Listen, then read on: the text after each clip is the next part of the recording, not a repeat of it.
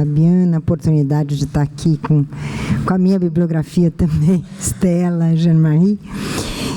E como cada um está falando das suas obsessões, eu vou falar da minha, que é o tempo presente, exatamente, porque, enfim, eu venho das ciências sociais, e as ciências sociais, elas se colocam como função exatamente essa dimensão. Será que a gente consegue desvendar alguma coisa do tempo presente?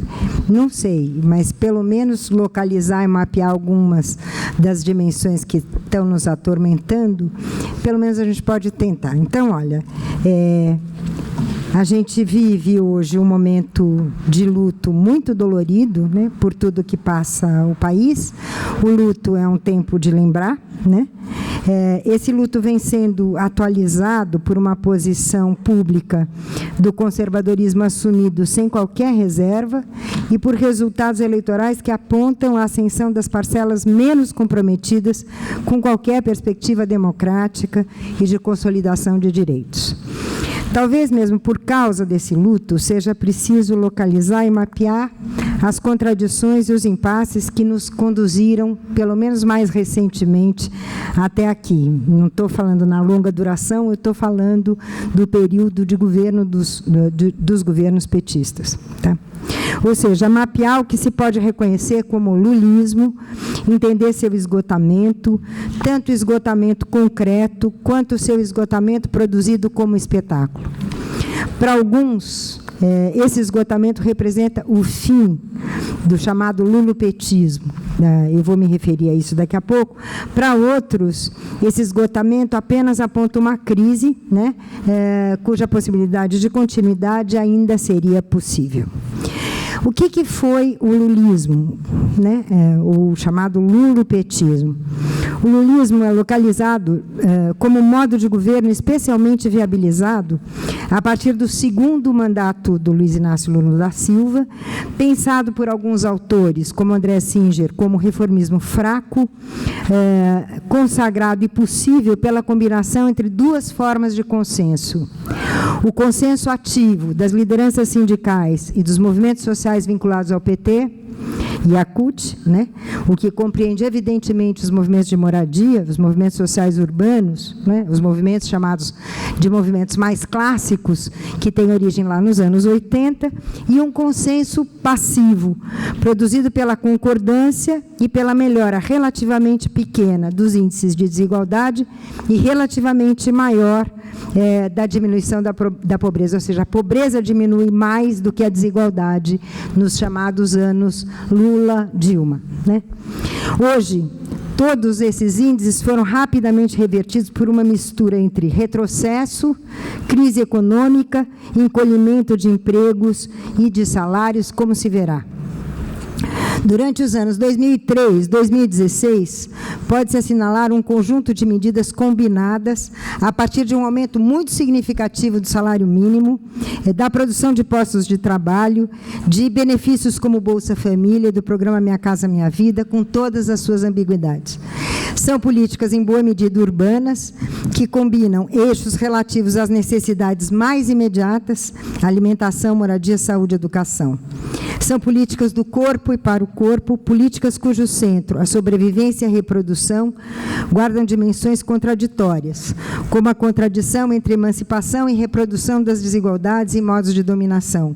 Contradições importantes, cuja análise é necessária para que possamos compreender o momento difícil que estamos vivendo.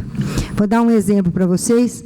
Todas as políticas voltadas para moradia, saúde, Bolsa Família, etc., são políticas de cunho familista.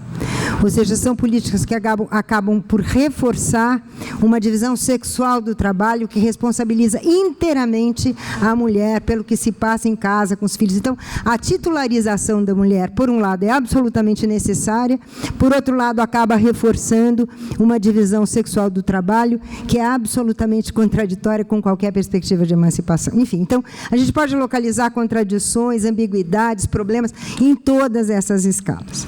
Bom, Para além das designações nada consensuais a respeito do desenvolvimentismo tardio, e bastante específico que teria marcado os governos do PT, pode-se, em primeiro lugar, reconhecer as conquistas ou os avanços em termos salariais e de emprego, por um lado, né? E em termos de políticas e de programas sociais, como as transferências condicionadas de renda, por outro. No primeiro caso, as dimensões relativas aos conteúdos de classe, as origens lá do PT, né, nos anos 80, né, é possível apontar, então, salários, formalização, direitos vinculados ao trabalho, como o caso das empregadas domésticas, em seu percurso nada homogêneo, né, em seus resultados muito desiguais. No segundo caso, as políticas de combate à pobreza viraram a marca do PT, mas, de fato, nasceram antes e obedeceram a lógicas, ou a tempos, temporalidades, bastante múltiplas e entrecruzadas, trazendo o rótulo de agências multilaterais, da presença da igreja, das dimensões comunitaristas, das igrejas evangélicas, dos seus modos de operacionalização, das ONGs, dos centros de referência de assistência social. De fato, também aqui, o investimento de 1% do PIB, é inacreditável, gente, mas é isso, tá? 1% do PIB, investimento bastante restrito, financiou o Bolsa Família, que jamais se consagrou como direito de fato, o que significa a possibilidade da sua reversão. Então, talvez seja necessário pensar exatamente quais os sentidos dessas inovações moduladas pelos governos petistas. Salário mínimo, programas sociais combinados, aumento dos lucros de alguns setores econômicos, como bancos, construtoras e empresas encarregadas do ensino superior privado. Do ponto de vista das políticas e programas sociais, a ideia de constelação de práticas pode ajudar.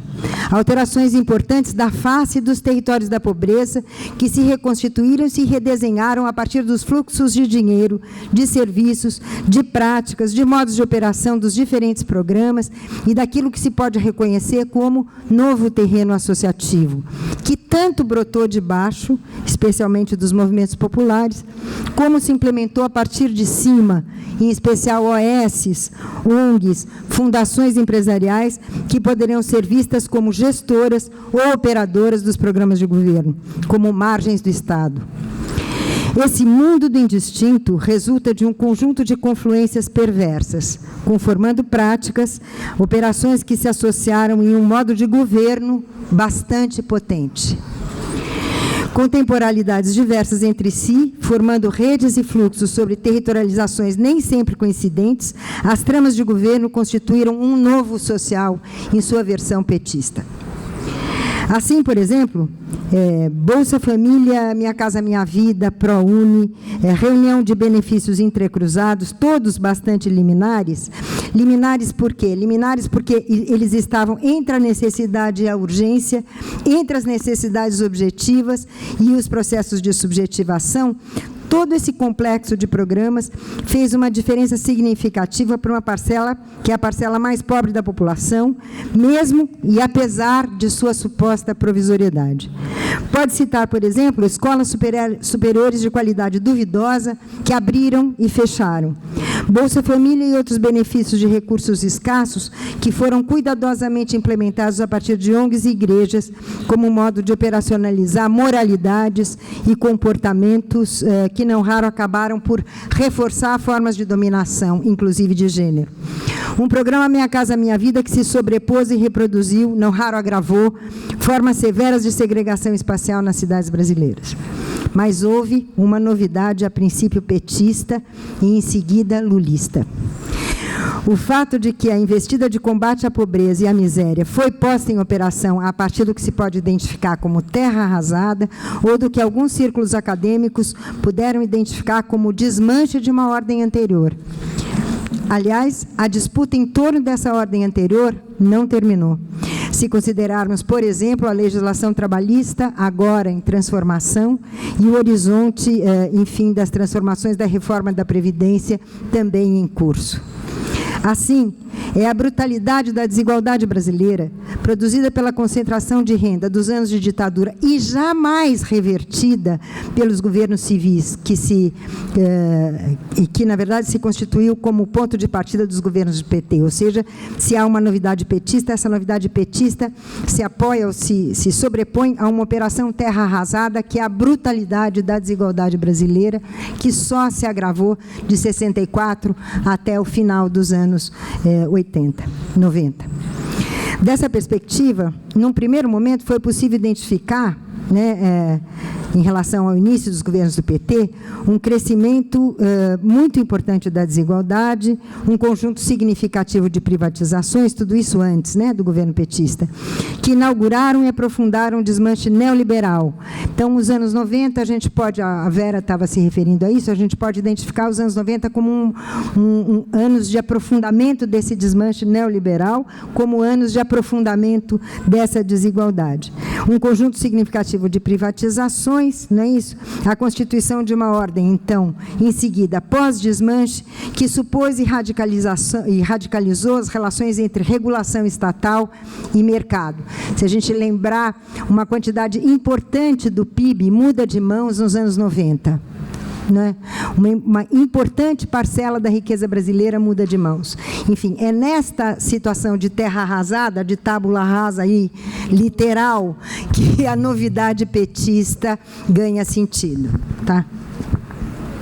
Esses elementos permitem perceber a reversão relativa e o estancamento de uma sangria que atingiu, sobretudo, as parcelas mais empobrecidas e que acabou permitindo, nos anos dos governos petista e lulista, a forma de um consenso, de certo modo, desnaturalizador da desigualdade brasileira. Mas, como se pode observar, esse consenso era frágil, embora fosse duplo, ativo das direções e passivo da população, das bases. Assim, talvez, se pensarmos em alguns exemplos paradigmáticos do que se pode entender como um conjunto de políticas, ao mesmo tempo de vida e urbanas, talvez possamos ter o consolo de começar a compreender por que o passado de desigualdade naturalizada tomou de assalto um presente que buscava se desvencilhar dessa herança.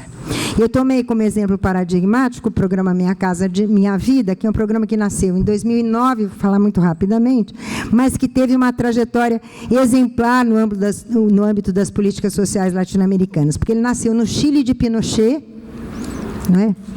ele vai para o Banco Mundial, e do Banco Mundial ele chega ao México e ao Brasil. Tá?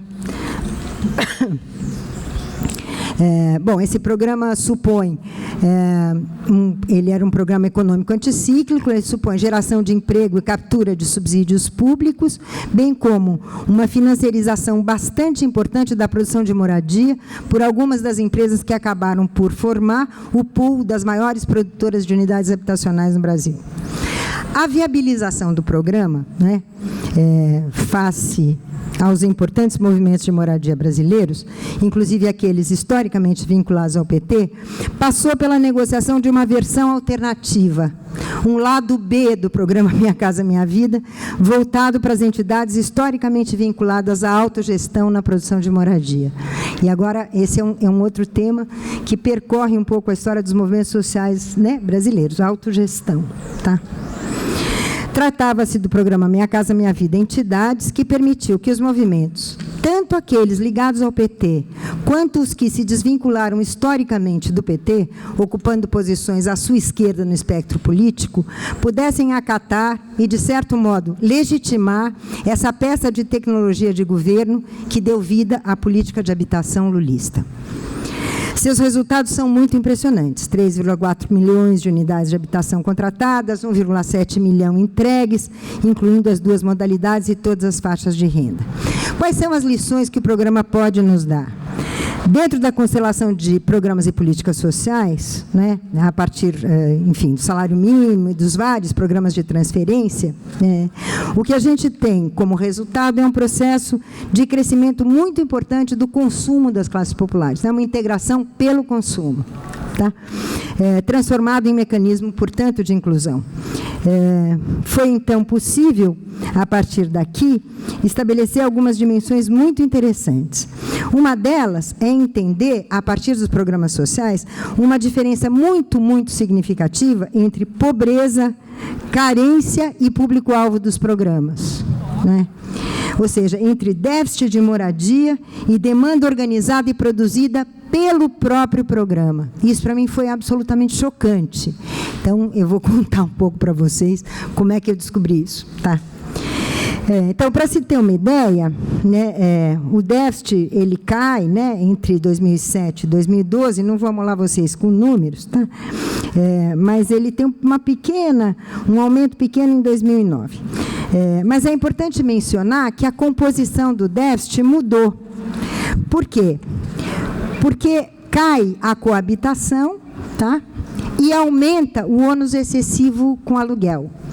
Esse aumento foi de 32% para 46% nas áreas metropolitanas. Quer dizer, o que a gente pode perceber? Que o déficit é metropolitano. Tá certo? Ele se concentra nas áreas metropolitanas. Muito bem. O que a gente descobre fazendo essa pesquisa? A gente descobre que, se o déficit é metropolitano, a produção de moradia pelo Minha Casa Minha Vida não é. E aí foi de matar quando eu descobri isso, né? Por quê? Porque, a bem da verdade, a produção se concentra em cidades menores. Por que a produção se concentra em cidades menores? Porque a terra é mais barata. E porque a terra virou ativo financeiro de empresas que abriram seu capital na Bolsa e que produzem casas. Bom, isso faz com que, isso pode parecer incrível, né? Mas isso faz com que o limite entre habitação de mercado e habitação social se borre. Inventando uma coisa que uma orientanda minha, que hoje é minha colega, chamou de habitação social de mercado. O fato, então, de você pensar políticas sociais que produzem mercado, né, e, sem sombra de dúvida, essas políticas sociais produziram mercado, inclusive o mercado do bem, o chamado mercado do bem, transformando ONGs e OS em margens do Estado, confundindo a noção de sociedade civil e Estado, tá certo? Deu uma bela confundida, inclusive na minha cabeça. Mas, de uma maneira geral, o que a gente pode perceber? A gente pode perceber que as empresas se apropriaram fortemente de subsídios, basicamente constituídos de fundos públicos, tá certo? Que, na verdade, esses fundos públicos, na verdade, são a base material da democratização da cidade, a base material dos direitos, né? Elas se apropriam disso, conseguem e mantêm lucros muito significativos, abrindo seu capital na Bolsa, né? E fazendo com que a produção de habitação abandonasse gradualmente a perspectiva dos direitos, tá? Abandonasse gradualmente a perspectiva da moradia como direito, para aderir à lógica de uma produção de mercado, aumentando o déficit metropolitano. Por quê? Porque essas empresas compraram terra. E compraram terra porque terra é ativo financeiro que valoriza as ações na Bolsa. Tá certo? Ora, se você compra a terra, você produz a escassez de terra, você aumenta o preço, evidentemente, não é? O que vai gerar um ônus excessivo de aluguel, impactando o déficit metropolitano, quando, na verdade, a produção não é metropolitana. Tá? Isso vai fazer com que as ocupações, para retomar o tema da manhã, explodam. Aumentam, as ocupações de imóveis vazios aumentam significativamente. Significativamente. Por quê? Porque o déficit metropolitano aumentou. Não sei se vocês conseguem, eu sei que é complicado, mas, enfim, me deu vários nós na cabeça, né? Ao mesmo tempo, na versão entidades, vinculada à negociação e conquistas dos movimentos de moradia clássicos, a demanda por habitação seria organizada pelos próprios movimentos de moradia e suas associações, ou por associações que se tornaram produtoras de moradia a partir dos critérios de credenciamento no programa, que eu chamei, em outro lugar, de associativismo de ocasião. Essas associações e organizações, nascidas ou não dos movimentos de moradia, se tornaram operadores do programa Minha Casa Minha Vida. disputando terrenos com as construtoras, que, por sua vez, transformaram os chamados bancos de terra em ativos financeiros. Essa equação difícil aponta não apenas a diferença entre déficit e demanda em relação às políticas e programas sociais, como ainda permite avançar na compreensão do crescimento significativo, enfim, dessas próprias ocupações, dos terrenos vazios e das suas formas de implementação, por exemplo, pelo MTST. Tá? Esse quadro, cuja complexidade pede explicações evidentemente mais elaboradas no âmbito das constelações de políticas, bem como de suas formas bastante complexas de implementação, ainda permite compreender as relações frequentemente contraditórias dos movimentos sociais com o chamado lulismo, pensado como reformismo fraco. Né? No momento presente, talvez seja necessário compreender por que uma das primeiras medidas do governo Temer tenha sido dispensar e aniquilar o programa Minha Casa Minha Vida em entidades. Não construtoras, só entidades. Tá? Construtoras ficou intacto, continua intacto, recebendo investimentos. O que teria gerado uma das primeiras e mais importantes reações dos movimentos sociais relacionados à ocupação do escritório da Presidência da República na Avenida Paulista, em 1º de junho de 2016, e depois, outra vez, em 17 de outubro de 2016, tá? Pela retomada e não paralisação dos investimentos nas moradias já aprovadas. Então, tem as várias declarações do Boulos, que não vai dar tempo, né, para reproduzir aqui, mas ele já em 17 de outubro aponta o vínculo da luta pela manutenção dessas moradias com a luta contra a PEC 55.241, assim também chamada de PEC da morte. Tá? Então, por um lado, a compreensão crítica dos programas e políticas sociais do ciclo dos governos do PT é fundamental para a explicação do Brasil que fecha esse período em 2016. Por outro lado, apesar dessa compreensão crítica, é importante perceber a importância do ciclo lulista e dos seus programas para os movimentos sociais num combate frágil por direitos já retirados, sem que nem sequer tivessem sido consolidados de fato. Cabe ainda recorrer a algumas dimensões dessa mesma compreensão dos processos em curso, como, por exemplo, o quadro eleitoral que se conformou em outubro desse ano. Nossa Senhora, não gosto nem de falar, mas vou encarar. Nesse quadro, alguns dos municípios emblemáticos como nascedouro do PT observaram uma importante dispersão do eleitorado como o ABC paulista, né? Hoje muito menos operário do que na época das grandes assembleias do estado de Vila Euclides. Muitas indústrias se transferiram para outras regiões para lucrar com a elevação da renda da terra urbana e a venda de terrenos caros, comprando terrenos baratos e pagando salários mais baixos em outros lugares. Produzir neles rendia menos do que especular com eles. Em boa parte, ali onde nasceu, o PT foi derrotado pela renda da terra urbana. O decorrente deslocamento espacial da indústria, mas também a reestruturação produtiva das unidades que ficaram, foram fatores decisivos para o encolhimento do caráter operário do ABC e da base social do partido, né? O PT se tornou ali apenas um partido entre outros, que lhe estavam no encalço há 20 anos e que o venceram nas eleições de agora. Estou citando o jornal Estado de São Paulo. Por outro lado, é necessário ainda compreender o elenco de vitórias em pequenos municípios espalhados pelo Brasil. É o caso dos estados do Sul, Rio Grande do Sul principalmente, e do Nordeste, especialmente Piauí, Bahia, Ceará, e Sudeste, especialmente Minas Gerais. Foi neles onde o PT, apesar da derrota geral, conseguiu um número nada desprezível de vitórias, 256 vitórias. Tá? É muito interessante que se a gente observa esse mapa, a gente vai ver que o PT ganha, guardando como marca os programas de distribuição de renda ali onde eles são importantes. Ou seja, ele ganha nos bolsões de miséria e ele perde nos polos operários. Tá? Esse balanço, ele é muito doloroso, mas ele é muito importante de ser feito. Tá? Trata-se, então, de um PT das políticas e programas sociais, longe dos conflitos entre capital e trabalho que lhe deram origem, né? Mais ou menos distanciado de uma garantia, de uma linguagem de garantia legal dos direitos, ainda que vinculado fortemente à produção da demanda e da manutenção das complexas formas de implementação de práticas e mediação de recursos que conformam esse novo social e as suas novas formas de governo. Bom, um pequeno balanço, só para a gente ter uma ideia, alguns dados, eu fui atrás de alguns dados.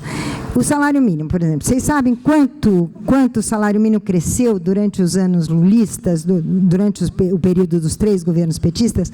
O salário mínimo cresceu, em termos reais, 73%, 4% ao ano. Tá? Nesse período, e até o momento, 23 milhões de pessoas recebem benefícios sociais que valem um salário mínimo. O trabalho de outros 23 milhões rende, no máximo, um salário mínimo por mês. Eu estou falando de 1/4 dos trabalhadores brasileiros. Tá? Ainda é preciso lembrar do caso do avanço dos benefícios para os desvalidos, para os desamparados de quase tudo, deficientes e idosos muito pobres e candidatos ao Bolsa Família. Eles eram menos de 3 milhões em 2002. Eles são hoje mais de 18 milhões. Ou seja, o gasto social direto do governo federal cresceu 12,6%, de 12,6% do PIB para 15,2% do PIB nesse período. É um crescimento muito significativo, tá? Durante o período dos anos Lula. Esse aumento todo foi para assistência, previdência de quem ganha um mínimo, educação básica e moradia. Muito bem. Se a gente pega o PNAD de 2016, então, o impedimento da Dilma aconteceu, né, lá atrás, no primeiro semestre. O PNAD já mede o que aconteceu em 2016. Gente, reverteu tudo. Já reverteu tudo. Tá? Os 10% mais pobres do Nordeste, tá certo? Por exemplo, vivem, em média, hoje, com R$ 3,00 por dia. Ou seja, isso representa uma enorme reversão em relação a 2015. Tá? O crescimento da renda dos mais pobres acabou e a pobreza remediada, que ainda era grande, voltou a crescer. A vida da metade mais pobre, de fato, melhorou, com mais de 50% de aumento da renda, no momento anterior à recessão. Tá? Mas, na verdade, se a gente pega os bolsões de miséria e de desemprego, na verdade, a gente vai constatar que eles continuam exatamente onde eles sempre estiveram. Né? Então, encolheu muito rapidamente. As conquistas do período lulista já encolheram. E isso é muito assustador. Tá? Então, são anos de chumbo, anos cinzentos, só aparentemente cinzentos do ponto de vista apenas econômico. Na equação consenso-força, depois do fim do governo Dilma, pode-se ter uma ideia de para onde pende essa balança. Brasília, 29 de novembro, 50 mil pessoas na rua e muito gás, muita pancadaria, muita repressão. Nas manifestações, vem para a rua com direito a Regina Duarte segurando a bandeira brasileira, nem sinal de policiamento repressivo. No Rio de Janeiro, semana passada, circulava uma nota de professores e pesquisadores universitários em repúdio às ações militarizadas nas favelas. Eu me sinto na obrigação de ler para vocês pelo menos uma parte dessa nota. Era uma nota de repúdio às operações policiais do último mês. Eu cito, no sábado, dia 19 de novembro, diversas favelas cariocas sofreram com incursões policiais violentas. Nesse mesmo dia, durante uma operação no bairro de Cidade de Deus, um helicóptero da polícia caiu, matando 4 policiais. Na madrugada, 7 corpos de moradores foram encontrados num terreno baldio na localidade. Os corpos possuíam marcas de espancamento, facadas, tiro de fuzil e pistola. No dia 21, outra operação policial foi deflagrada, agora na comunidade da Maré, com a justificativa de que bandidos da Cidade de Deus fugiram para Maré. Moradores e moradoras dos 2 locais relataram horas seguidas sem poder sair de casa, impedidos de trabalhar. Os serviços de saúde, as atividades nas escolas e nas creches foram suspensos. Houve rasantes de helicópteros da polícia numa distância que é proibida para áreas habitacionais. Os níveis de estresse, sofrimento e adoecimento por conta dessas operações não podem ser contabilizados, mas não são triviais e não podem ser banalizados. A política de segurança pública atualiza no Estado do Rio de Janeiro técnicas violadoras de direitos humanos. Nem o direito à vida, nem o direito à saúde são respeitados. E por aí vamos, né? Uma juíza, Angélica dos Santos Costa, autorizou a entrada de policiais na casa de quaisquer moradores em Cidade de Deus, com o seguinte enunciado: em termos excepcionais, medidas também excepcionais são exigidas com o intuito de restabelecer a ordem pública. De modo certamente, eu não vou continuar lendo, não precisa, vocês já sabem do que se trata. De modo certamente menos espetacular, estou acabando, pode-se mencionar ainda a polícia de Alckmin, que recentemente emboscou e executou 5 rapazes moradores da periferia leste da cidade, né? E que é responsável por 25% de todos os homicídios de São Paulo. Ou seja, 1/4, né? Combinada às execuções, a criminalização da pobreza e dos movimentos sociais, a PEC da morte 241/55, a PEC do ensino médio, a reforma da Previdência, a reforma trabalhista, sabemos do que se trata, porque, afinal, a tradição dos oprimidos nos ensina que o estado de exceção em que vivemos é, na verdade, a regra geral. Assim, de um governo dos corpos que instituía patamares de sobrevivência, de um governo dos dispositivos que criavam subjetividades e consensos por meio de programas e políticas sociais e urbanas, passamos, com o aval dos novos e nem tão novos atores da direita do espectro político brasileiro, à crise como forma de governo, à crise como legitimação das chacinas de todo dia, como legitimação de uma criminalização insidiosa dos territórios da pobreza e dos movimentos sociais. O governo de exceção mostra, assim, sua face perversa em modos de gestão urbana militarizada, na produção da morte, cruenta ou não, na produção de uma fratura costurada a bala, fuzil e spray de pimenta.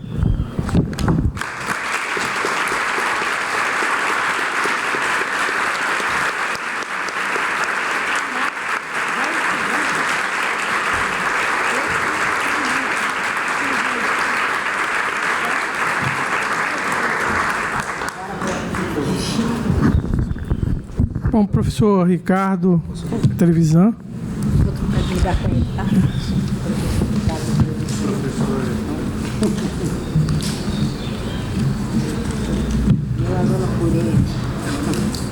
Bom, você tem de 15 a 20 minutos, tá? Um instantinho, para deixar ele à vontade.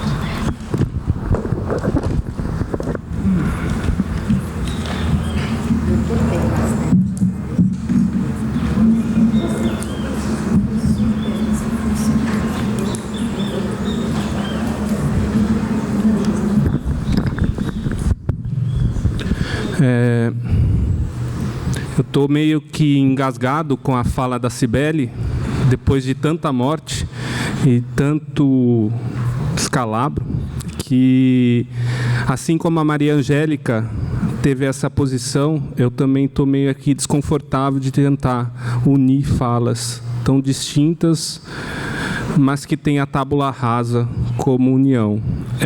Mas vamos lá. Eu escrevi alguma coisa e vou fazer um pouco diferente do que a Maria Angélica fez hoje pela manhã.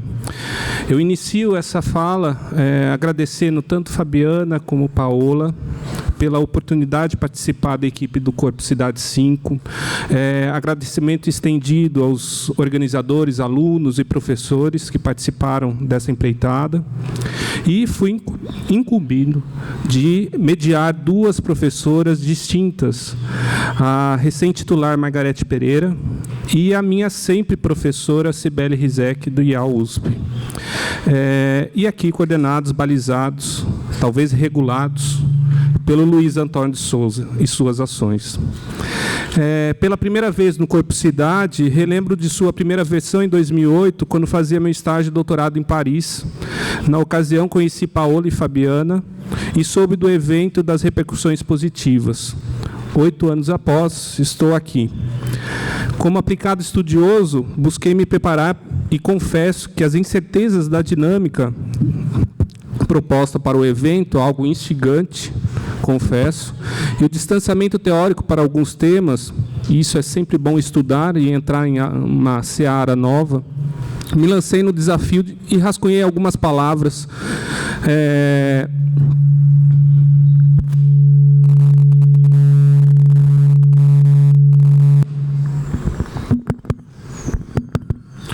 Pronto. Lancei algumas palavras sobre, relacionando o tema gestos urbanos, o atravessamento temporalidades e meu objeto de pesquisa Cidades Novas, originando o texto que está no site Cidades Progerianas. Nele trato do tempo nos primeiros anos de vida de uma cidade intencionalmente criada, revelando a importância e a necessidade de impregnar os espaços estéreis da cidade criada de memórias. Memórias coletivas conformadas das experiências dos novos habitantes, vindos de diferentes lugares, com diferentes passados, diferentes culturas. Um período nessas cidades que se faz acelerado, tal qual a síndrome de progeria, doença genética que acelera o processo de envelhecimento, aqui utilizando novamente uma metáfora da medicina, como salientou Maria Estela Bresciani. Essas cidades buscam, o quanto antes, enriquecer os espaços de memória, a fim de tornar a nova cidade em cidade. Uma metáfora que pode ser aplicada a qualquer escala, incluindo espaços urbanos recém-criados, que nos primeiros dias, semanas ou meses requerem sua vivência para se tornarem, de fato, espaços públicos. Mas meu papel aqui não é esse, e pela liberdade intelectual me permitir trabalhar e mediar o debate entre tempo e limites. Para isso, resolvi trazer um caso no qual podemos extrair experiências do tempo e do limite para suscitar algumas questões futuras para além da conjuntura política atual de nosso país e talvez da tábula rasa do tempo. Ou apenas para ilustrar e instigar falas, reflexões, ponderações vindouras. Na verdade, confesso, talvez seja um subterfúgio pela timidez de assumir tal posto, talvez seja um gesto para alçar à luz conceitos e questões para iniciar nosso debate.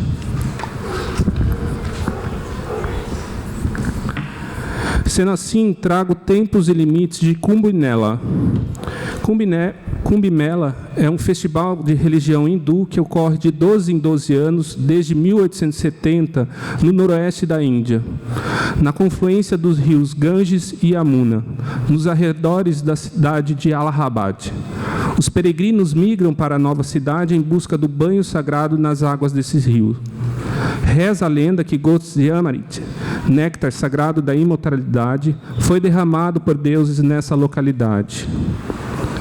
Quando as águas de ambos os rios baixam, entre os meses de outubro e março, bolsões de areia se formam e sobre eles assenta-se uma cidade provisória, para até 20 milhões de habitantes, principalmente nos 6 dias mais procurados de banho. Seu sítio é sempre incerto e variável, pois depende de configuração da planície após a vazão dos rios. A cada ano, uma configuração diferente para a qual organizadores e projetistas têm que adaptar um plano de ocupação específico, geralmente em grelha. A cidade é dividida em setores autônomos, os acampamentos segundo diferentes organizações religiosas, os setores com equipamentos públicos e a definição de áreas destinadas a banho. Planeja a cidade temporária ainda durante as monções, com deslocamento dos materiais para a região ainda no período das chuvas. Os flutuadores para suporte de pontes e passarelas são os primeiros artifícios realizados. Com o baixar do nível dos rios, tem-se o início do nivelamento da planície e a demarcação das vias. Entre outubro e dezembro, toda a infraestrutura urbana é implementada, rede elétrica e de iluminação pública, limites entre setores, barreiras de contenção, postos de saúde, hospitais, parques de estacionamento, mercados, postos policiais e banheiros públicos. Com o suporte pronto, a cidade é aberta às organizações religiosas para a construção dos acampamentos. No início de janeiro, os primeiros peregrinos começam a chegar à cidade. Trata-se da maior reunião pública do mundo, ou o maior evento temporário do mundo. Diferente dos campos de refugiados de guerra, de desastres ambientais, campos de concentração, campos de extração, o Kumbh Mela é um festival tal qual o Burning Man nos Estados Unidos e possui identidade própria, pautada nos gestos de seus habitantes. Os corpos e gestos, ações e memórias permanecem por até 55 dias, ou no último dia do banho, início de março, quando o assentamento começa a ser desmontado.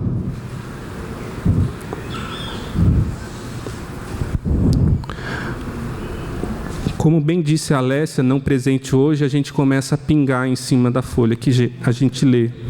Eu, na verdade, eu escorro, eu desmancho em cima da folha que eu leio. Ao sumir com a elevação dos rios, a cidade de Kumbh Mela permanece a existir apenas na memória de seus habitantes. Pela temporalidade, ficam cicatrizes e rastros da ocorrência, lavado pelas águas dos rios que se avolumam e, com um único gesto, fazem submergir memórias, uma tábula rasa. Pela liminaridade, a porta se fecha e a passagem foi feita. A simbiose entre a cidade perene e a cidade efêmera se desfaz. Eu trouxe esse exemplar hoje na tentativa de unir temporalidades e liminaridades. Um único exemplo que eu acho que fica claro da gente fazer essa associação. Mas é claro que minha função aqui é criar esse debate tanto entre Cibele, a fala da Cibele, a fala da Margarete, e nesse sentido faço algumas ponderações. A primeira delas voltada à fala sobre a historiografia, a prática de escrever sobre história e a questão das temporalidades, sendo ao longo toda essa cronologia, dessa nebulosa que a Margarete nos traz, a potência que, por vezes, a força e a potência que as palavras têm, e pelo uso recorrente, por algumas vezes, a gente perde essa força. E aí eu gostaria de perguntar para a Margarete, ou colocar a questão, como essa potência e força a gente pode resgatar novamente em dias atuais, ou que força e potência tem essa palavra em dias atuais, no mundo da imaterialidade, da virtualidade. Igualmente, eu fico me questionando como professor de teoria e história, como que a gente passa tal ensinamento, ou não seria nós, assumindo a meia-culpa, culpados por ensinar essa história de forma linear a nossos alunos? Então, como quebrar e introduzir os ciclos, o ensinamento da heterocronia, da acronia, no ensino de arquitetura e urbanismo? A Cibele, eu tinha feito algumas questões em cima do resumo que eu havia recebido, e o discurso era outro, um resumo sobre as incursões etnográficas na periferia de São Paulo, o que já é de meu conhecimento desde a época que a Cibele foi minha professora. E a questão era, principalmente, colocar, e aqui na sua fala você trata da questão tanto da política como econômica, como influentes nessa nova configuração, mas também queria saber um pouco mais da mídia como um quarto poder no estabelecimento de limites ou não limites nessa configuração atual. Do mesmo modo,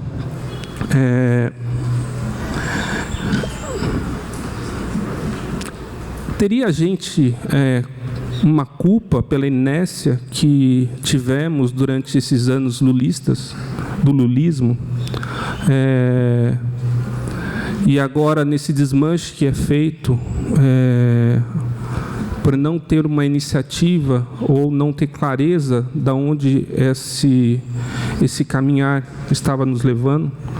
Eu não sei, são reflexões a serem feitas. Eu acredito que a plateia tem muito mais questões a serem colocadas e não cabe a mim.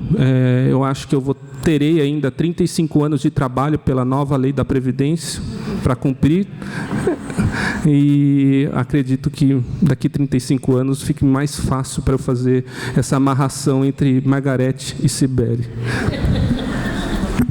Bom, Ricardo, obrigado. Graças à sua generosidade na interpretação do tempo e da ação, conseguimos emparelhar aquelas delimitações do espaço de realização aqui da mesa, né? Então, sem mais demora, vamos abrir a palavra aos colegas. Bom, boa tarde. Eu queria agradecer a mesa pelas duas preferências.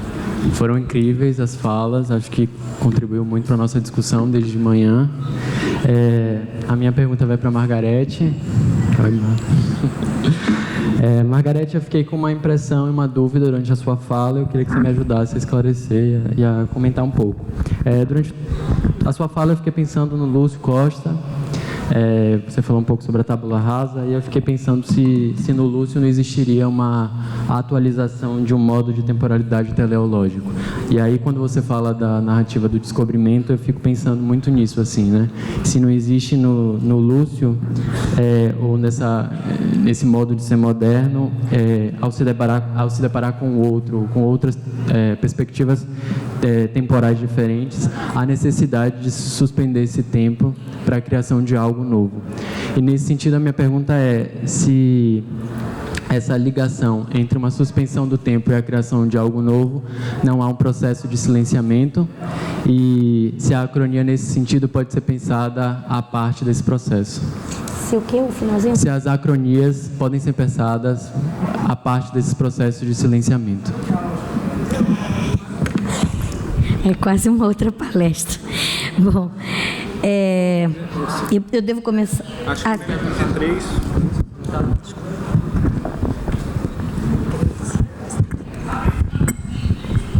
Na verdade, eu não vi manifestação da plateia, então estava tentando criar ação.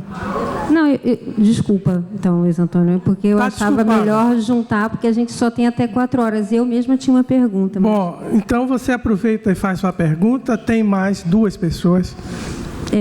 Não, na verdade não é uma pergunta, é de fato uma questão sem rumo, assim, sem dono, que eu vou lançar para vocês, que é uma preocupação. Eu entendo perfeitamente o que Cibele está falando sobre o trabalho de luto, sobre a autocrítica, sobre uma reconstrução necessária. Eu acho que o que a gente viu de manhã mostra uma possibilidade e uma abertura para um futuro que, obviamente, acho que vai demorar, né? Essa reconstrução não pode ser rápida, mas a minha preocupação é um pouco anterior, e aí tem a ver com a amnésia que Margarete falou, que me preocupa muito, que eu acho que a amnésia e suspensão do tempo são coisas distintas.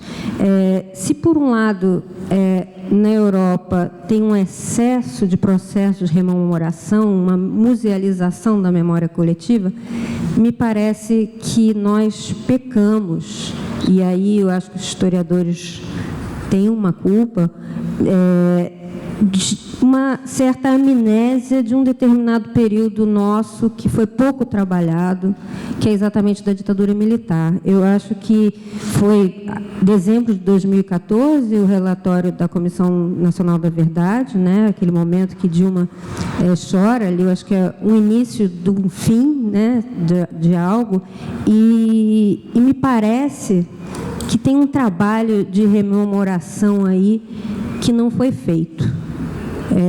Ou não foi feito suficientemente a ponto da gente ver pessoas com a bandeira do país, pedindo a volta da ditadura militar, né? Para mim, mais terra arrasada do que isso é impossível.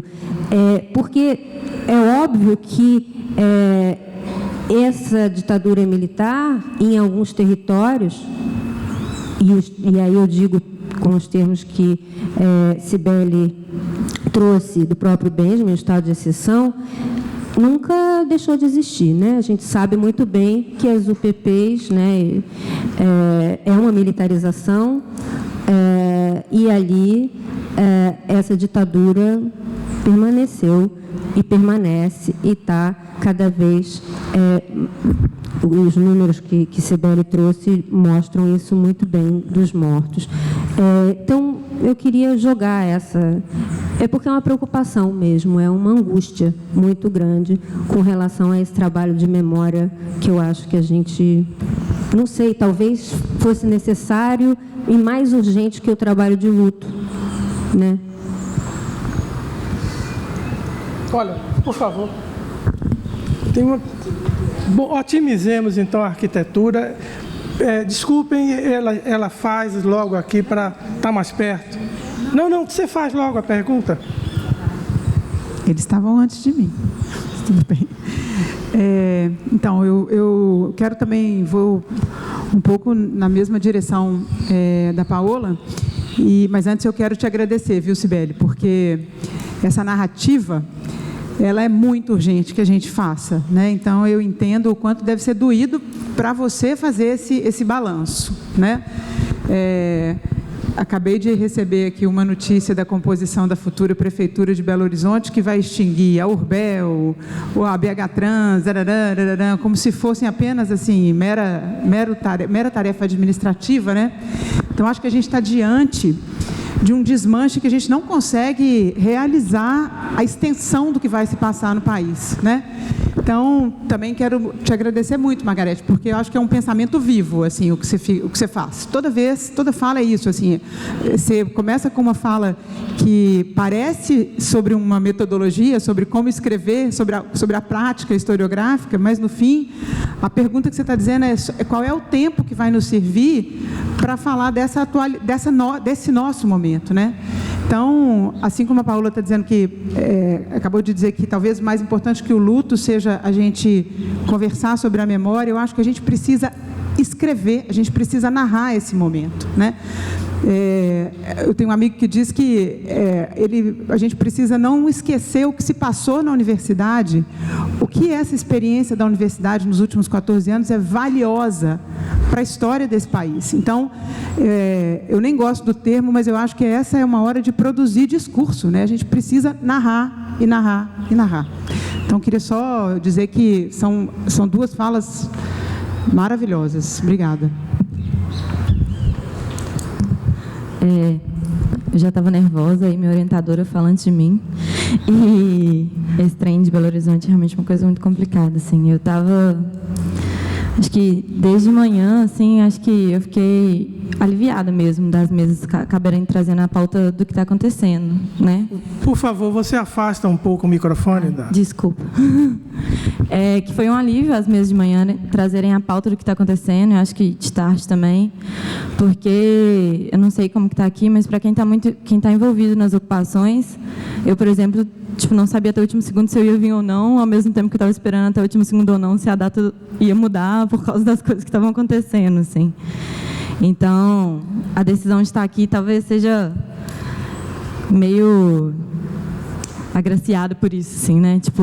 Vim, mas pelo menos as coisas estão sendo pautadas, porque também é uma decisão muito forte sair dessa suspensão que a universidade está vivendo e que a gente está tentando construir outras coisas, assim, e não sei, eu fico com medo de tudo aqui acabar caindo num reducionismo da bolha acadêmica, assim, isso acho que é muito assustador. Eu vou ler porque eu estou muito nervosa. Hoje de manhã, quando falaram que a cara a cara na barricada tinha sumido, e a surpresa com a fala da Cibele, eu acho que ela está muito relacionada ao distanciamento que a gente está dessa outra realidade que, na verdade, nunca acabou, assim. E quando ela falou, né, que a cara não existe mais, é porque não sabe das linhas de frente, das ocupações, das favelas, das periferias, que que é a realidade mais distanciada que a academia está, assim, e desse fetiche dos objetos que às vezes a gente estuda nas nossas pesquisas, nos nossos grupos de estudos, e que tem essa parte feia que a gente não fala, não vê, e que a gente vê o quanto que é importante quando a fala aparece, assim, nem que seja na conclusão de uma carta, e acho que isso tem que ser pautado sim ou sim, assim. E de manhã também estava pensando que é impossível essa comparação das ocupações de moradia ou outros tipos de ocupação com a ocupação dos estudantes, e que talvez o máximo que aconteça é uma aproximação no sentido da criminalização e do silenciamento, assim. E quando a Margarete fala que devia ter um telão aqui, para a gente estar vendo o que está acontecendo em Brasília, acho que num congresso que a gente está falando de corpo, o mínimo que a gente devia tirar aqui era estar na linha de frente de Brasília, para entender também o que é essa linha de frente que está acontecendo nesse movimento estudantil. Porque quem estava lá em Brasília viu que a linha de frente, mesmo que represente uma universidade que é uma instituição burguesa, ela está se enchendo de povo, mesmo que seja devagarzinho, e a linha de frente era negra, lésbica, mulher. E isso está sendo repetido em todas as ocupações, assim. Lá em Belo Horizonte, a gente está até brincando, está instituindo um matriarcado dentro das ocupações da universidade. E isso não era para ser uma brincadeira, né? É um reflexo de quem sempre teve seus direitos mais próximos de serem rompidos, que sabe que eles vão ser os primeiros, e isso ficou muito claro para mim na linha de frente de Brasília, agora dia 13. E eu acho que a gente podia pensar um pouco nisso, assim, e se dispor a isso também. Trazendo para o urbano, né, acho que quando a gente pensa na escala, eu vou usar Brasília como exemplo, porque foi uma guerra civil mais próxima, eu acho que eu já vi, assim, eu já vi bastante coisa. E o que é ter um dia que entram 60 pessoas de direita pedindo a volta do governo militar numa facilidade, e no outro dia a gente deu uma ronda, tinha 7 caminhões do Exército perto do Senado, assim, e isso não é nem um terço do que aconteceu, do que podia acontecer, porque no outro dia, não sei se vocês sabem, mas os 100% dos ônibus que voltaram imediatamente depois da votação foram revistados e tiraram fotos dos estudantes apontando fuzil e revistaram a mala de todo mundo, assim. Se a gente não está falando disso aqui dentro da universidade, sendo que foram nós mesmos fomos revistados, passamos por isso, onde é que a gente vai falar, assim, também, eu acho. E acho que a gente está perdendo uma oportunidade enorme, assim, desse momento de suspensão que está tentando ser criado, não só pelos secundaristas, né? Eles são realmente os grandes protagonistas, talvez por terem visto de um jeito mais indireto essa mercantilização a transformação da mercadoria do ensino, e isso ser um estopim para isso começar. Mas se a gente, que é a universidade, não está aproveitando essa suspensão para construir, que seja essa reforma pedagógica ou se juntar, eu não sei o que mais que a gente está esperando, assim. Aí eu espero bastante que isso mude um pouco a linha das coisas que a gente vai construir aqui. Obrigada. Tá bom, obrigado. Por favor, tinha mais uma pessoa ali?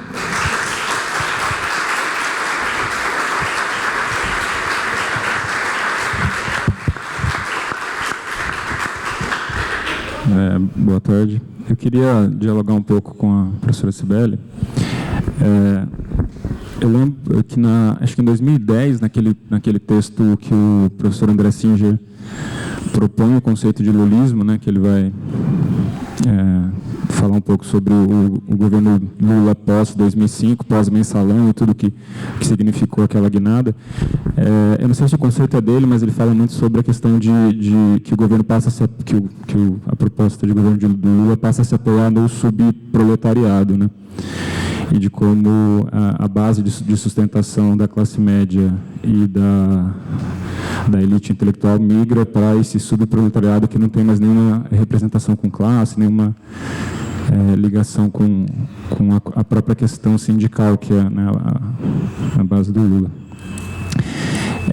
E depois dessa época, assim, além da questão que a senhora falou sobre o Minha Casa Minha Vida, você vê todos os projetos estruturantes, né, dessa segunda fase do governo Lula, quase todos são desengavetados do próprio período militar, né.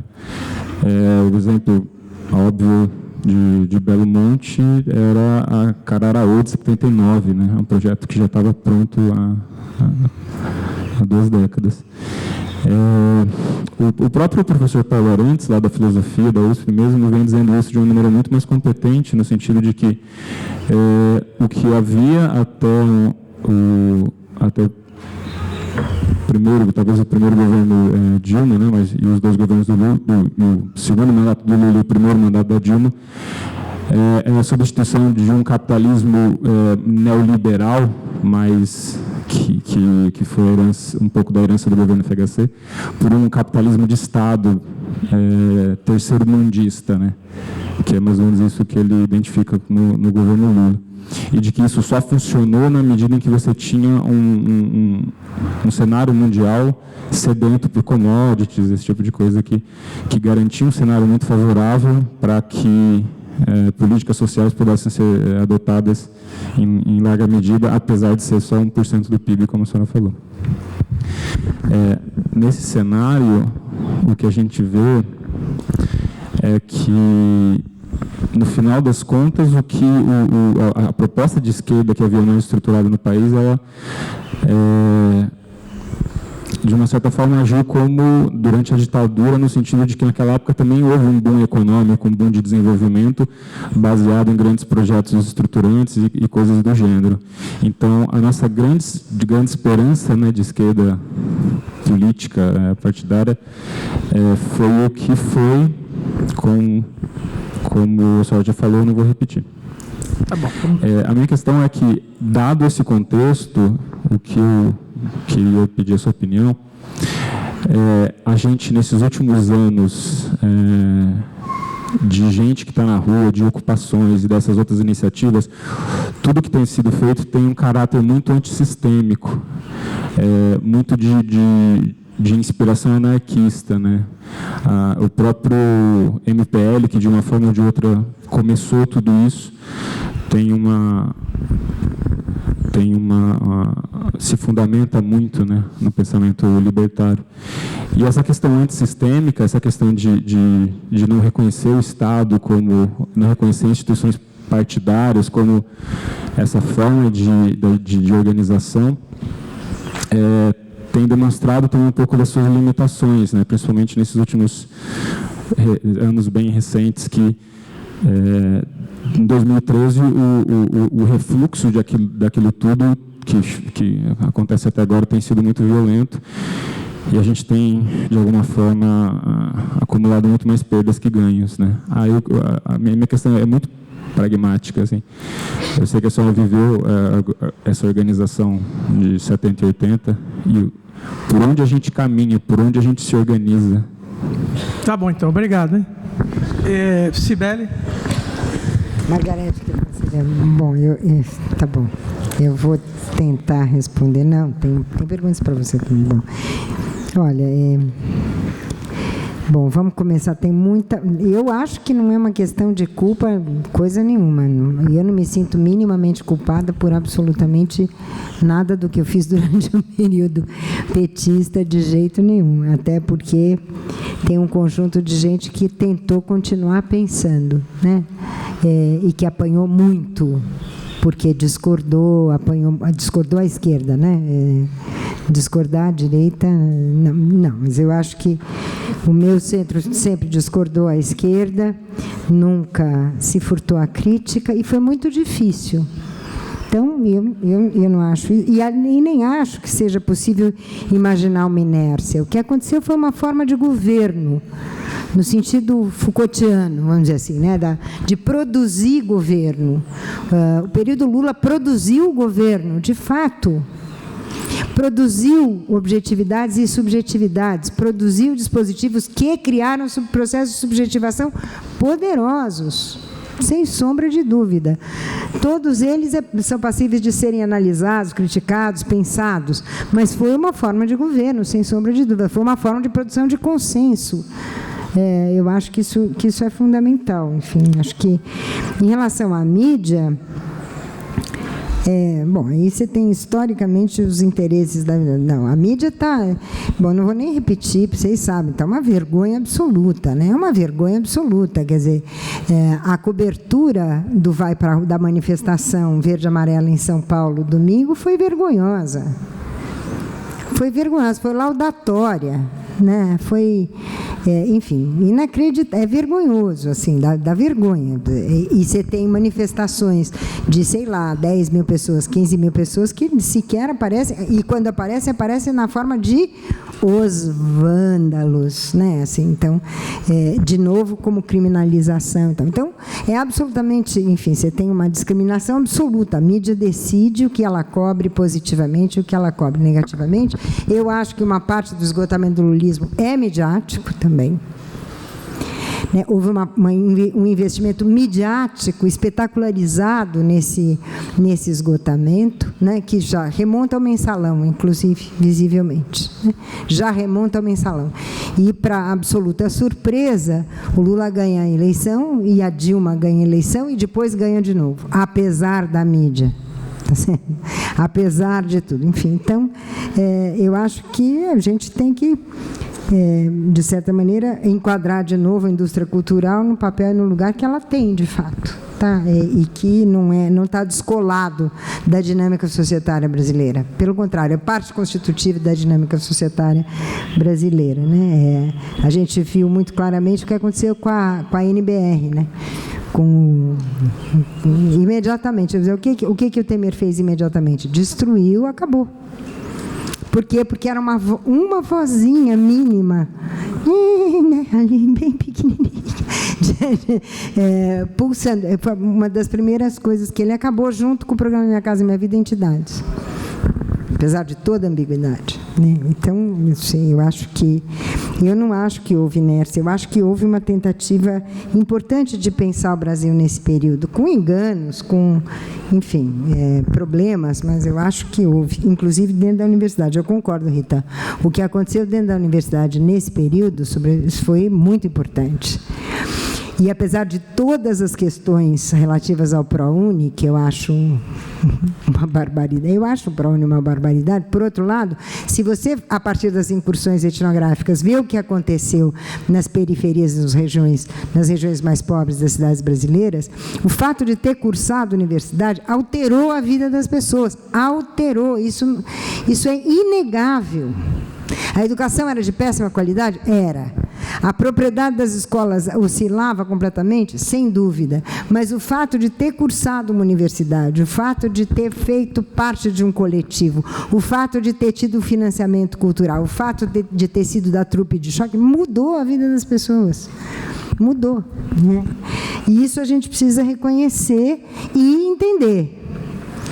Eu acho também, viu, Paula, que a amnésia da ditadura militar é muito importante. Eu acho que não houve uma apuração adequada, não sei. Acho que eu já te contei a história da policial que se passa por refugiada política na França, né? Por exemplo. E que enganou brasileiros e franceses por anos. Por anos e anos, até receber um prêmio, depois de aposentada, da Universidade Francesa. E ela era policial. Mulher de um torturador, enfim, é inqualificável. Por que isso é possível? Porque nunca se verificou.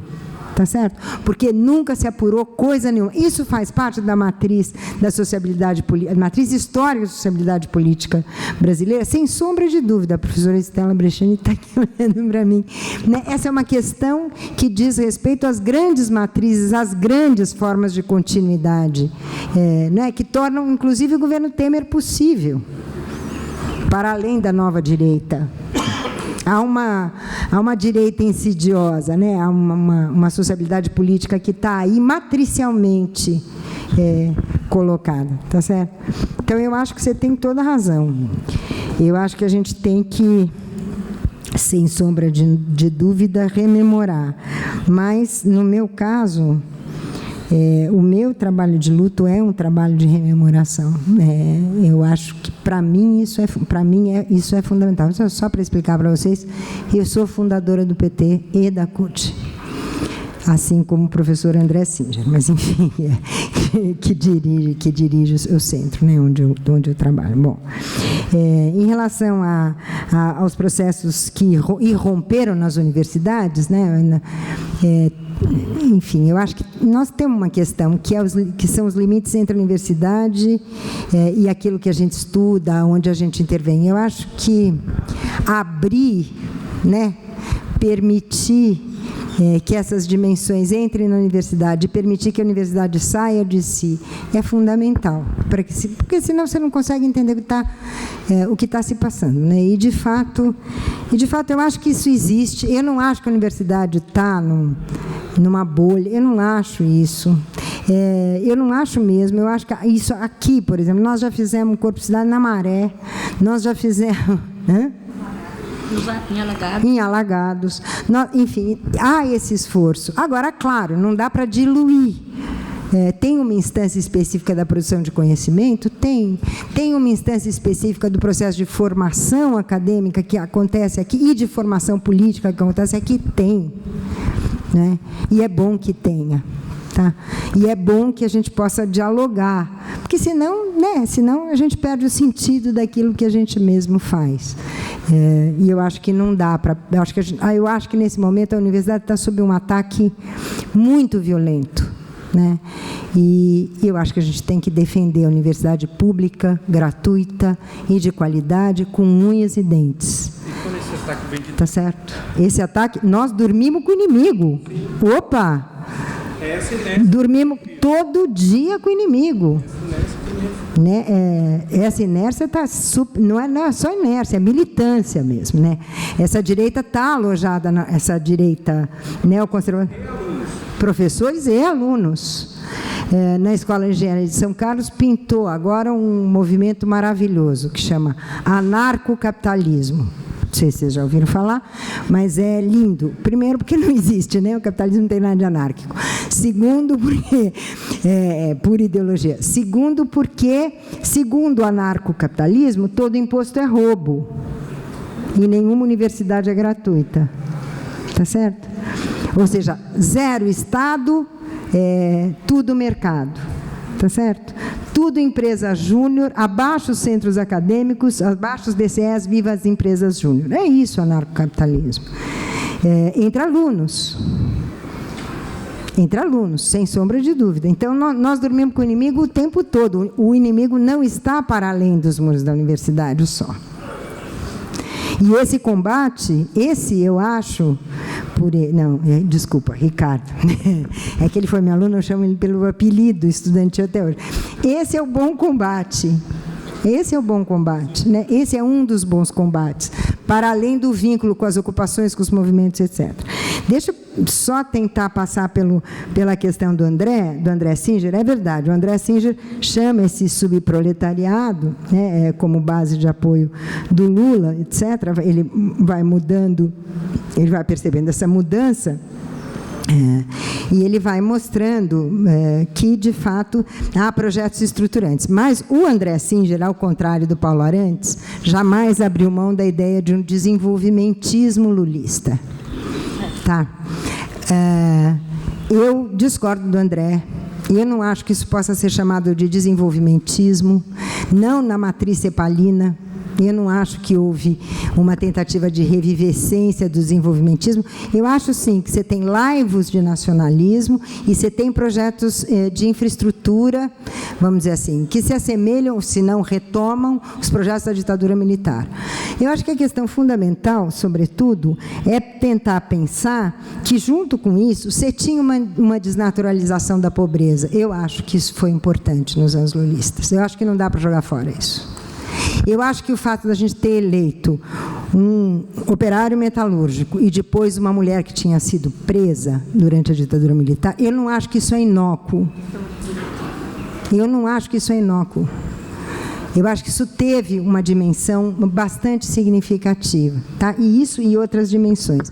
Mas eu acho que a contribuição do professor Paulo Arantes é, sobretudo, perceber que esse social petista e lulista é produto e não, é ponto de chegada e não ponto de partida, ou seja, que você tem uma incidência, uma conformação de um social, de um outro social na sua versão petista, tá certo? E acho que o professor Paulo Arantes tem razão quando ele mostra que há uma dimensão neoliberal atuando aí também. Por quê? Porque cria mercado, porque integra pelo consumo, tá certo?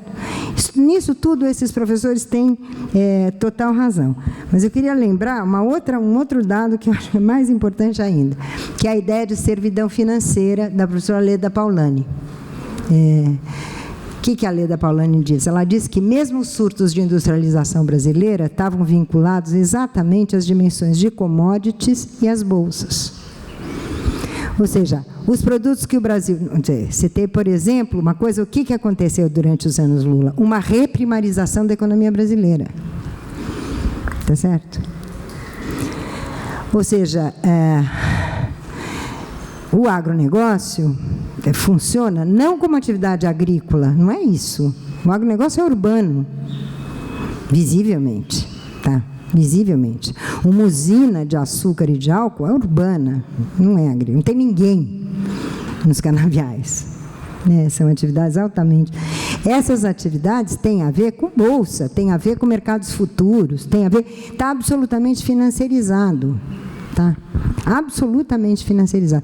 Isso parece, me diz mais do fato do PT ter perdido no ABC, tá certo? Que eu tentei mencionar, quer dizer, na verdade, as indústrias saem especulando com a terra e a atividade industrial encolhe. E você tem uma reprimarização da economia brasileira, que é muito importante, na linha da financiarização e da comodificação. Tá? Na linha, portanto, daquilo que a professora Leda Paulani chamou de servidão financeira. Vocês vejam como é complicado, né? Esse nosso momento. A ele. Não, eu vou ser bem breve, porque há tempos em que a gente pode... Há tempos de doar e há tempos de receber, não é? Eu hoje estou recebendo muito mais do que com capacidade de dom. E, sobretudo, porque acho que as discussões do Corpo Cidade vão passar para um outro patamar. Até para que a gente não... entre o luto, a rememoração e a ação num tempo um pouco mais estendido, acho que é isso que, por exemplo, estou sentindo de algumas falas já desde ontem. Bom, eu vou tentar responder rapidinho aqui as provocaçõezinhas que me foram feitas, né? Vou começar com o meu debatedor. Eu acho que nós estamos condenados à fala, nós estamos condenados à palavra. Né? Então, o texto do Benjamin, que eu leio várias vezes, aquele da língua adâmica, né? Que é de 1917, esse é um Benjamin bem novo, mas nós estamos condenados a falar. E essa fala, ela, como tudo, não é neutra. E a gente fala com aquilo que a gente consegue pensar, aquilo que a gente consegue articular, né? E aquilo que a gente consegue, sobretudo, essa fala não é minha, essa fala está no entre. Eu sempre gosto de repetir a frase lá do Montaigne, que justamente lá naquele momento, lá no século XVI, né? Ele falou isso. Palavra é metade de quem fala, metade de quem ouve. Então, estamos condenados à palavra. Agora, estamos condenados à palavra, estamos condenados à ação. E eu falo isso por conta da menina que falou bastante da espera. Eu fico aflita com essa palavra esperança. Nós usamos nesses últimos dias essa palavra esperança. Nós estamos agindo. Nós estamos agindo de uma forma talvez excessivamente ainda tateante, mas estamos agindo. Isso aqui é ação, isso aqui é ação política, Você fez várias escolhas, cada um que está aqui decidiu coisas para estar aqui. E está aqui porque acha que é mais importante do que uma série de outros acontecimentos, entendeu? Então, eu fico muito aflita, porque no caso das nossas visões de mundo, das nossas práticas sociais interiorizadas, né? Essa questão da revelação, essa questão desse tempo longo, que é um tempo extremamente cristão. Agora eu estou trabalhando a divisão esse tempo cristão e esse tempo judeu não são as mesmas coisas. Já houve uma assimilação ali que às vezes atrapalha, reverbera. Então estou tentando entender isso. Mas então nesse tempo longo nós temos uma coisa muito salvacionista, né? Como eu venho estudando história, para mim, esse aqui, eu não sei se é o 6º ou 8º momento de ruptura, desde a ruptura da independência. E cada uma dessas rupturas, elas foram violentas, foram violentas. No entanto, não sei se aí, não é um problema de esperança, mas eu achei até que essa aqui, que está sendo violentíssima, nós acabamos de cochichar aqui, tudo que se perdeu, você mostrou os números, é uma coisa espantosa. A gente está aqui discutindo e sabe Deus, olha o discurso religioso, sabe Deus o que está acontecendo ali do outro lado, em Brasília, não é? Eu falo de Brasília porque lá se decide. O tempo, às vezes, ali é o tempo do poder, não há dúvida, é um tempo muito acelerado. Então, somos condenados à palavra. Somos condenados à palavra, estamos condenados à ação. O próprio do homem é a ação. Neste tempo agora, eu acho que nós ficamos muito perplexos. Aí até entendo que a Paula diz, não, temos que fazer o luto rápido e a rememoração. Né? Nós ficamos muito perplexos, socialmente muito perplexos. E também me espantou a violência. Está me espantando a violência. Que eu pensava que... não sei, acho que aí é problema meu de espera. Eu esperava que tivesse sob outra forma. Mas então, Ricardo, nós estamos condenados à palavra. E nós estamos condenados à palavra e aos silêncios que ela produz. Eu acho que não se transmite experiência. Então não há transmissão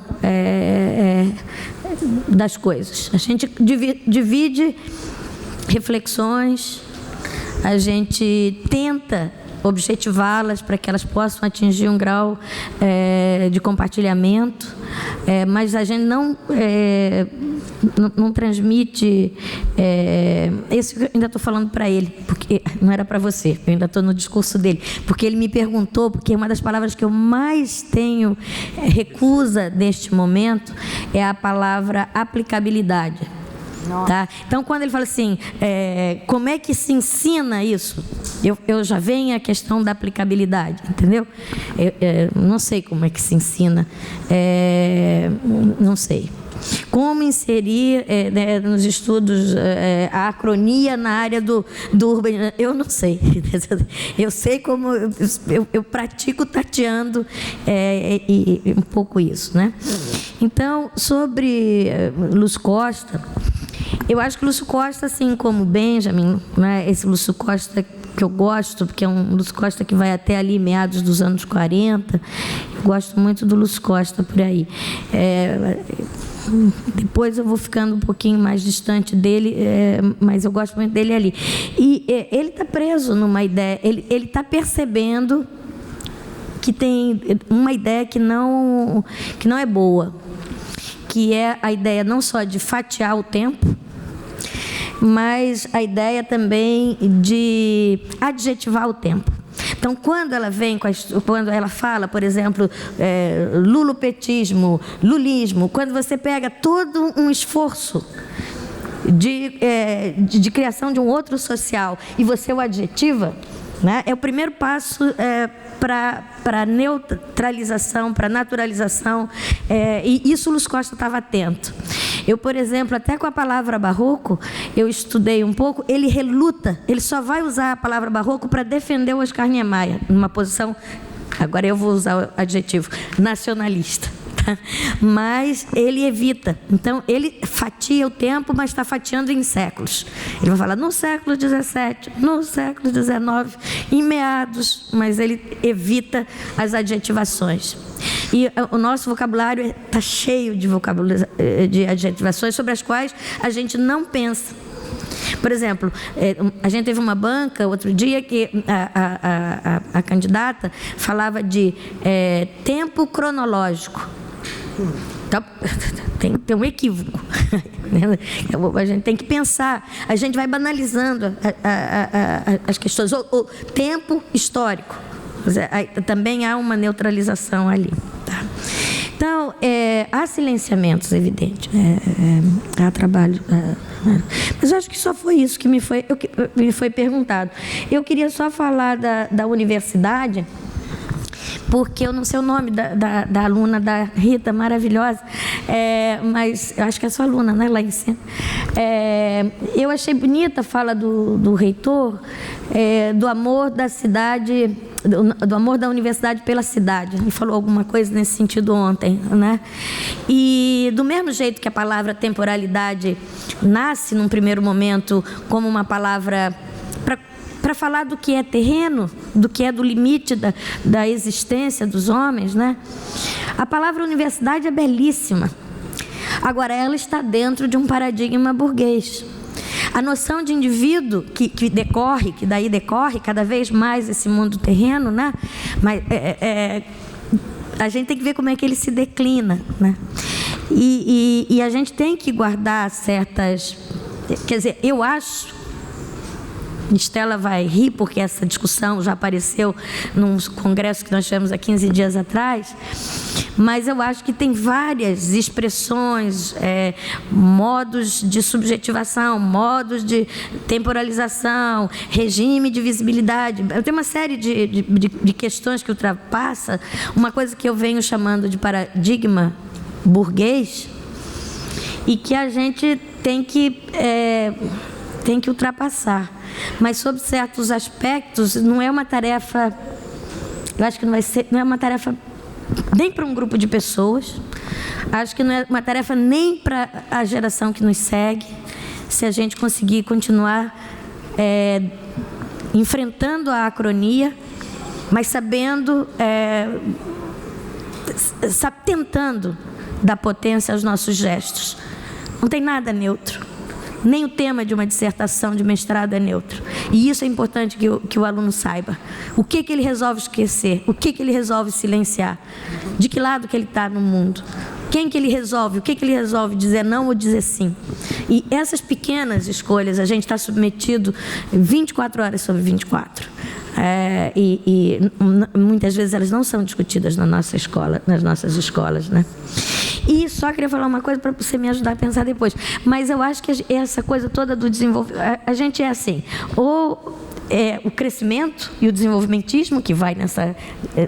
né? Você falou depois das reações anticíclicas, né? Você foi falando uma série de expressões na sua análise, que eu fui vendo as tentativas, né?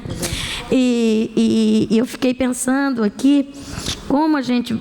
né? Porque justamente o que a gente está vendo agora, contra uma ideia de desenvolvimento, que a gente pode até discutir se é ou não é, já Benjamin achava que aquele de lá não era. A crítica da ideia de progresso. A ideia de progresso, desenvolvimento e progresso, como é que pode pensar o progresso está dentro desse ponto? E a gente está tendo agora um pouco essa ideia do decrescimento, mas ele realmente está muito ligado a uma crítica muito... Há uma crise muito grande da política, aí é uma crítica muito grande do Estado. Então, acho que isso é uma coisa que nós vamos ter que enfrentar também. Eu não sei como, mas a gente vai tentando. Acho que eu não respondi muito bem, mas é isso. Tá bom, vou tentando.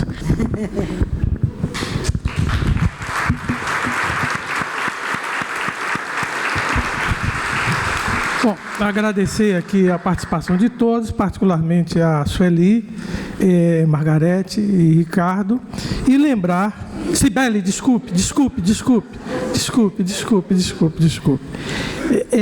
E lembrá-los que, dando seguimento aos trabalhos de hoje, nós vamos ter a reunião dos grupos de estudo, não é? O grupo Performatividades é na escola de teatro, né? Teatro da escola de dança.